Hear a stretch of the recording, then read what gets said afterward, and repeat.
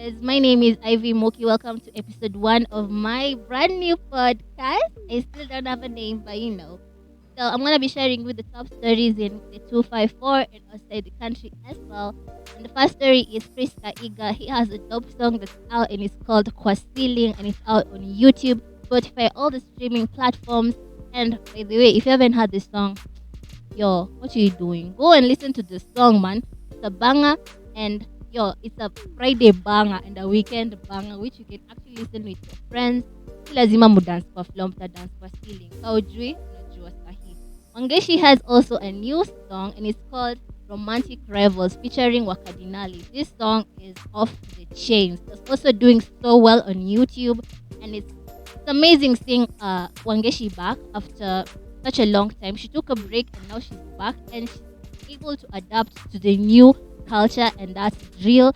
And yo, she's throwing bars. If you haven't heard the song as well, yo, what are you waiting for? Go and listen to it. Another trending story that I love is Jay-Z and BlueIvy. If you haven't seen the video, it's all over social media. Jay-Z and BlueIvy are having a fantastic time at the NBA Finals. You can see the father and daughter bond. And guys, that made me think, how is your relationship with your mom or your dad? How is it? How do you guys bond? Is your dad a strict dad? Or is he a cool, chill dad? Is he a dad or a mom who you can open up to? Because, yo, these generations that are coming are going to be they're going to be really open with their parents. And you can see it from, like, parents in the abroad, how they're really relating with their kids, how they're open.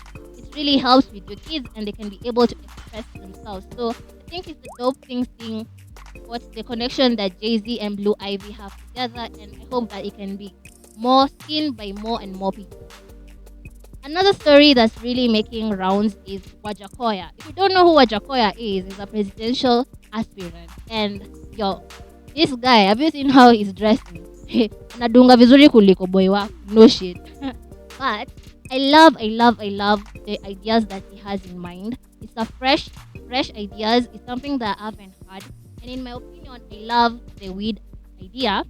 And it's not only about smoking weed. It's about he wants to sell them so that we can be able to pay off our debts. There's nobody who has come with a solid solution for our debt. And that's a very big problem. And I feel like he has some ideas and we can work around them. So I feel like he's a great addition to the government. Even if he doesn't win, I feel like they should give him a slot. And yo guys, I feel like weed is better than cigarettes. Yo, don't judge me. That's my opinion. So another story that I really want to share with you guys is Michael B. Jordan and Lovie Harvey. If you don't know who Michael B. Jordan is, he's an actor in the States. And Lovie Harvey is the daughter to Steve Harvey.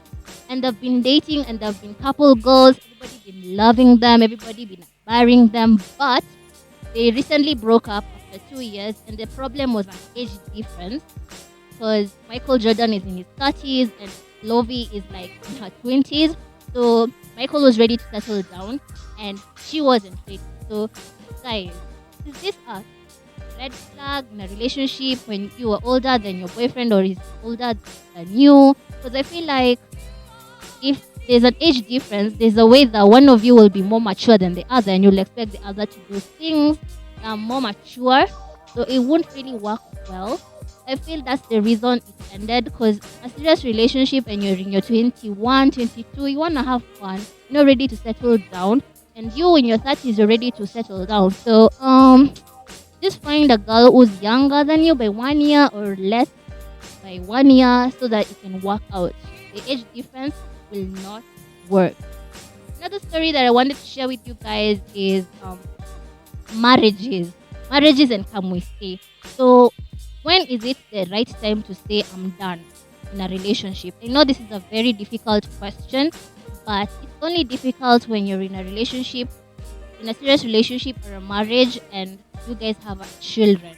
So I feel like when you guys have children, you don't have a very big option of working out, because you have to sit down and see, how am I gonna co-parent with this guy? Because I'm no longer gonna be staying with him, no longer gonna be staying with her. So it's gonna be really hard to just step out. But you who doesn't have a kid is being beaten being mentally abused and physically abused, and you still want to stay in that relationship saying, he will change, she will change. Let me tell you, that girl or that boy will never, ever change. So if you have a chance, run and never look back. If you don't have a child, run. Kimbia, usibaki hapo. Just run. Never look back. That's my advice. Another story that I wanted to share with you guys is there's too much crime in the 254. There's too much crime. Like lately, we had the Rongai incident, and then we had the Adam Seked, which was really devastating. And I don't understand why these people have to be given a chance to go to prison and just stay there and they kill someone. I feel like in the old days, people like those were hanged or they were killed. There was no such thing as going for trial and reading words and then going to jail and buying, and they're in jail and they're eating the ugali that our government has bought, and they should just die. I'm sorry, I don't see the point of them living or existing. So yeah, so basically that's it. I don't have so much to share right now, but yo guys, I'm coming hard. I'm bringing you stories. I hope you're gonna enjoy my next episode. And thank you for tuning in.